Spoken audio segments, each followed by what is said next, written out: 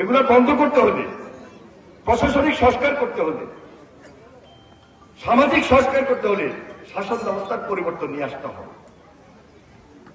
যার কারণে আমাদের ৩১ দফার মধ্যে আমরা সেটা সুস্পষ্টভাবে উল্লেখ করেছি।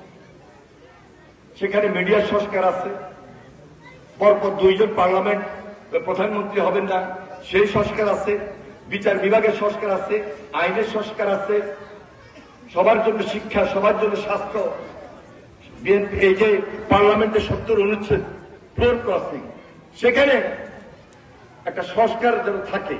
পার্লামেন্টে সবাই কথা বলবে, সবকিছুর ব্যাপারে কথা বলবে, সরকারি দল হোক বিরোধী দল হোক, উভয়কে কথা বলে এমন একটা সমন্বিত জায়গা আসবে যেন সেখানে একটা সঠিক সিদ্ধান্তটা বের হয়ে আসে। এবং 2 কক্ষ বিশিষ্ট পার্লামেন্ট এই কারণে বলা হয়েছে যে নিচের পার্লামেন্টে, নির্বাচিত পার্লামেন্টে যারা কথা বলবে সেটা যদি একদিনই হয়ে যায়, একপক্ষীয় হয়ে যায়, তাহলে উপরের পার্লামেন্টে গেলে সেটা আবার রিভিউ হয়ে আসবে। ওয়ালটন আবারও মিলিয়নিয়ার অফারে ওয়ালটন ফ্রিজ কিনে আপনিও হয়ে যেতে পারেন মিলিয়নিয়ার।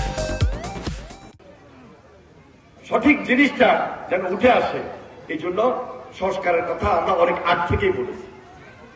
একদিকে সংস্কার জরুরি, আরেকদিকে প্রক্রিয়াগতভাবে আইনের মাধ্যমে, বিচারের মাধ্যমে আওয়ামী লীগ নিষিদ্ধ করাটাও জরুরি। কারণ এরা ফ্যাসিবাদী শাসক হিসাবে, কর্তৃত্ববাদী শাসক হিসাবে রক্তের দাগ এখন শুকাই যায়। যারা হেলিকপ্টার থেকে নির্দেশ দিয়ে সরাসরি গুলিবর্ষণ করতে পারে, এরা বাংলাদেশে রাজনীতি করতে পারে না। কোন দেশে এই ধরনের রাজনৈতিক দল রাজনৈতিকভাবে স্থায়িত্ব পাবে এটা হতে পারে না। এরা গণহত্যার সঙ্গে জড়িত ছিল। সুতরাং গণহত্যার বিচার যদি হয়ে যায়, তাহলে সেই আইনে যে রায় আসবে খুব স্বাভাবিক কারণেই ওই রাজনৈতিক দল নিষিদ্ধ হয়ে যাবে। এই জন্য বাংলাদেশে সংস্কার, দ্রুত বিচার, দ্রুত নির্বাচন অঙ্গভঙ্গিভাবে জড়িত।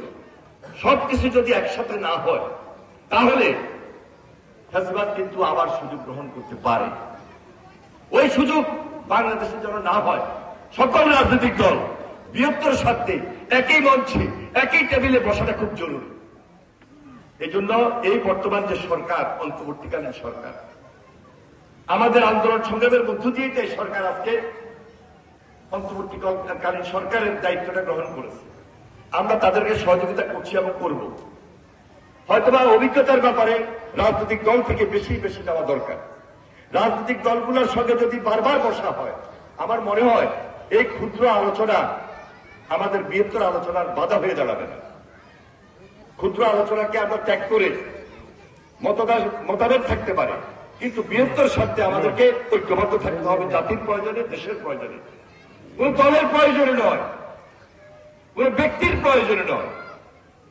যেটা আমরা বারবার বলছি, এই বাংলাদেশের বর্তমান যে শাসন ব্যবস্থা একদলীয়, এক ব্যক্তি, এখান থেকে আমাদেরকে বের হয়ে আসতে হবে।